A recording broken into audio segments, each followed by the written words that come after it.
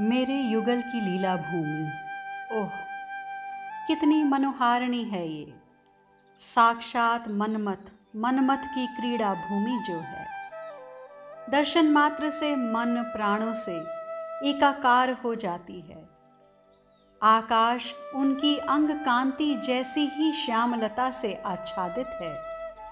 और धरती भी तो रोमांच का अनुभव कर रही है। क्यों ना करें, बिना पाद त्राण के चले हैं यहाँ वे। उन्हीं कोमल चरणों के स्पर्श का अनुभव करते हुए धरती को रोमांच हो रहा है।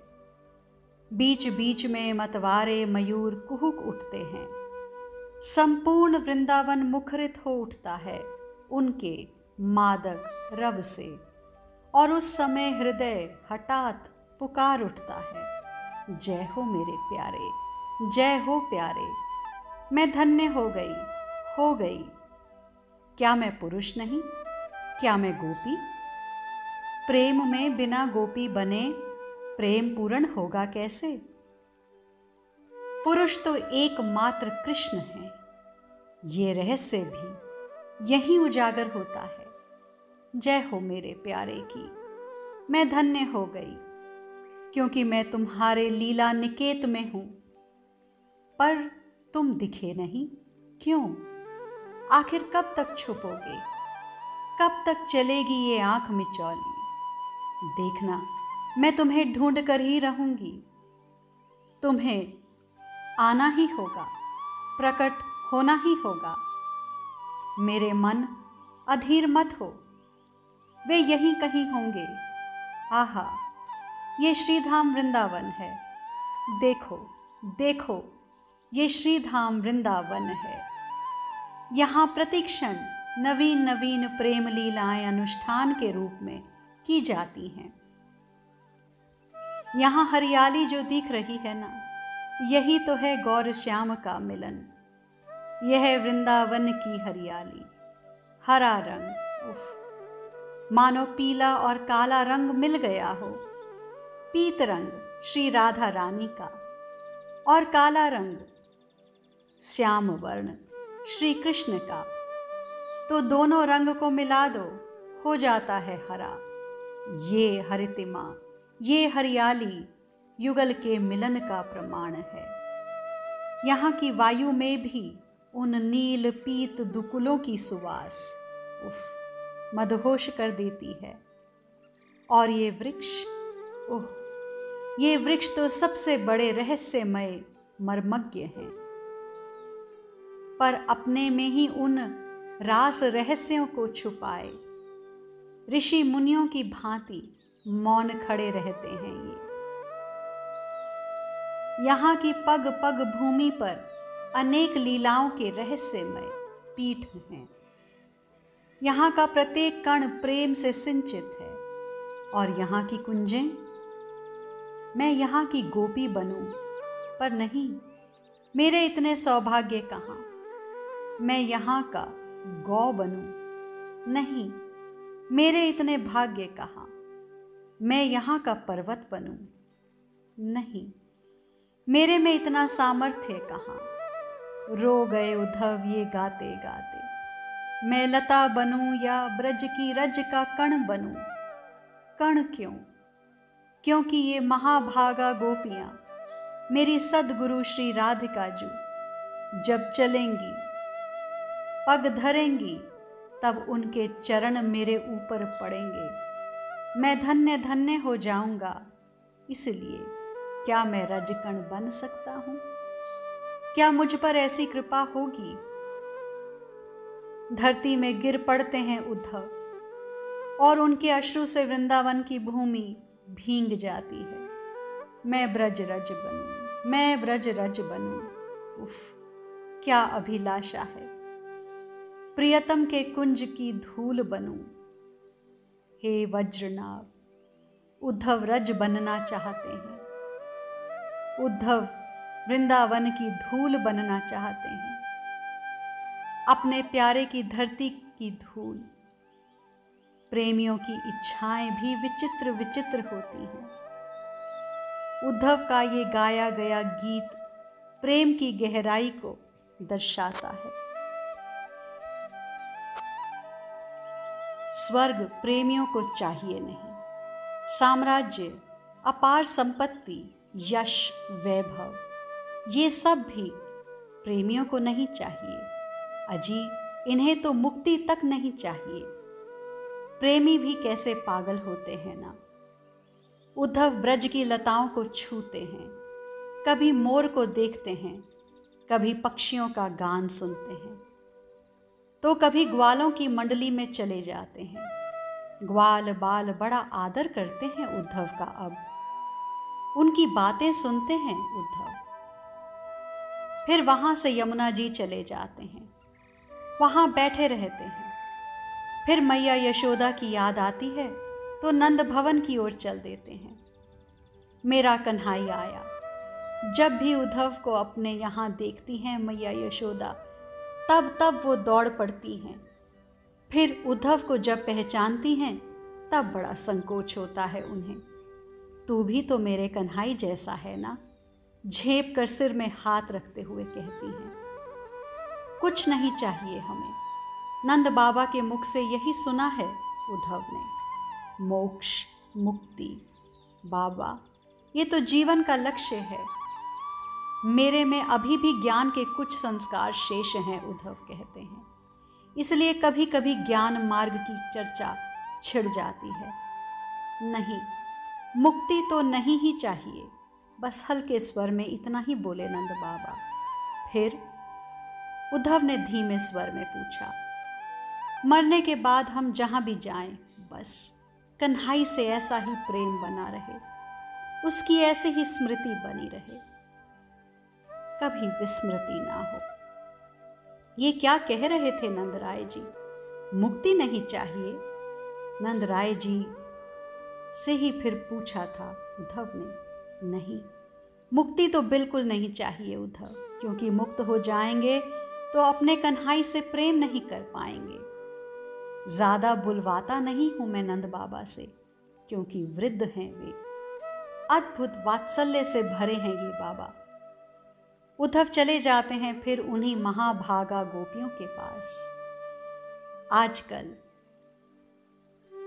उद्धव से वृंदावन के लोग बड़े प्रसन्न रहते हैं।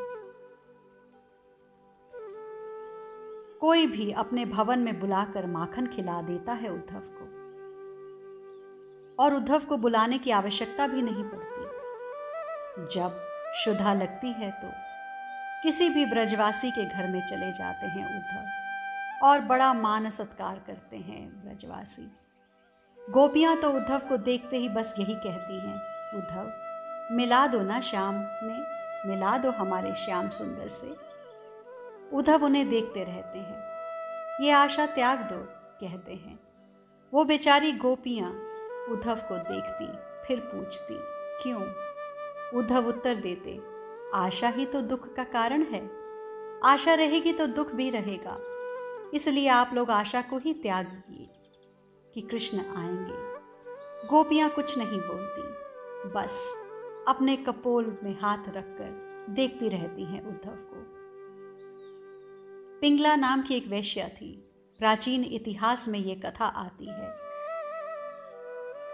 उद्धव उन गोपियों को ये प्रसंग सुनाने बैठ गए थे। वो पिंगला आशा ही करती रहती थी कि लोग आएंगे आएंगे, पर कई दिनों तक उसके पास कोई नहीं आया तो वो अत्यंत दुखी हो गई।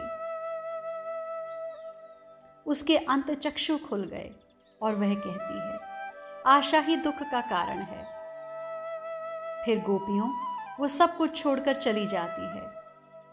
उद्धव ने ये कथा सुनाई गोपियों को।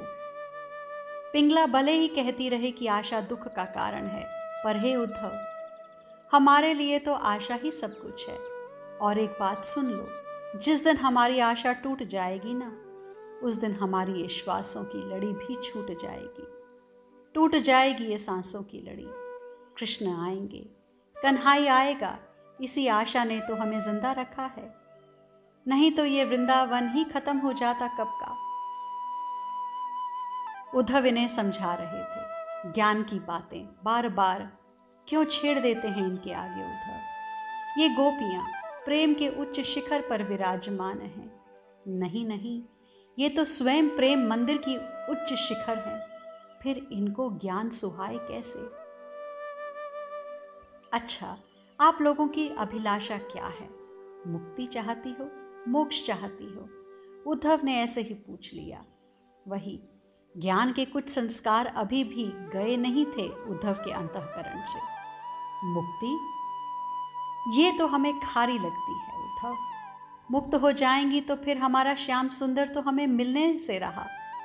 हाँ, ये बात तुमने ठीक पूछी है कि हमारी अभिलाषाएं क्या हैं। तो सुनो उद्धव, हमें धूल बना देना उस गली की जहाँ हमारे प्रियतम चरण रखते हों। हमें जल बना देना वह जल जिसे हमारे प्यारे अधरों से लगाकर पीते हों। हमें पुष्प बना देना उस बगिया का जहाँ के पुष्पों को हमारे प्यारे चुनते हों। क्या पागलपन है ये? उद्धव तो बस चकित हो सुनते रहे। एक गोपी आगे आई और बोली, मेरे मरते समय मथुरा से आकर मेरा श्याम सुंदर मेरे मुख में अपने हाथों से पानी चुआ जाए, फिर चाहे नरक मिले या स्वर्ग, परवाह नहीं। दूसरी गोपी आगे आई और अपनी अभिलाषा बताते बोली, मेरी भी अभिलाषा सुन लो उद्धव। मेरी तो एक ही अभिलाषा है कि मरते समय श्याम आकर अपने चरणों के तलवों से मेरी आंखें मल जाएं। आहा। तीसरी सखी आगे आई, उद्धव, मेरी भी अभिलाषा है एक। मेरा देह जब ये छूटे, उसे लोग जलाएंगे, ये देह राख हो जाएगी। बस उसी समय हवा चले और मेरे देह की राख को उड़ाकर वहां ले जाए जहां मेरा श्याम क्रीड़ा करता हो। उद्धव, मेरी बहुत दिनों से ये अभिलाषा थी, बस ऐसे ही पूरी हो जाए। वो गोपी प्रसन्नता से अपनी अभिलाषा बता रही थी। आपकी कोई अभिलाषा? ललिता सखी शांत बैठी थी। मैंने उनसे पूछा, मेरी अभिलाषा उद्धव, मेरी अभिलाषा तो बस यही है कि हमारी लाडली श्री राधा रानी का विरह शीघ्र, अति शीघ्र खत्म हो, फिर दोनों युगलवर पहले की तरह कदम्ब की छांव में हंसें खेलें। इससे ज्यादा ललिता सखी की कोई अभिलाषा भी नहीं है। उद्धव ने साष्टांग प्रणाम किया अपनी सद्गुरु श्री राधा रानी को। हे स्वामिनी, आपकी कोई अभिलाषा? वे खुश रहें, जहां उन्हें सुख मिले वे वहीं रहें, वे सुखी रहें। राधा को इसी बात से प्रसन्नता होगी कि उनका प्रियतम प्रसन्न है। वे ना आए यहाँ, वहीं रहें जहां उन्हें सुख ही सुख मिले। श्री राधा रानी इससे ज्यादा कुछ बोली नहीं, क्योंकि प्रेम का मूल सिद्धांत यही है, उसके सुख में सुखी रहना। उद्धव, तुम्हारी इच्छा क्या है? ललिता ने पूछा। उद्धव बोले, इन चरणों की धूल बनो, श्री राधा रानी के चरण की ओर देखते हुए। हे वज्रनाभ, प्रेमी भी कैसे पागल होते हैं ना। उद्धव भी इन पागलों की मंडली के सदस्य बन गए थे। मैंने पहले कहा है, प्रेम संक्रामक होता है, महर्षि शांडिल्य बोले। उद्धव को भी ये प्रेम रोग लग गया था इन गोपियों का संग करते करते। आज के लिए इतना ही, शेष आगे। श्री राधा।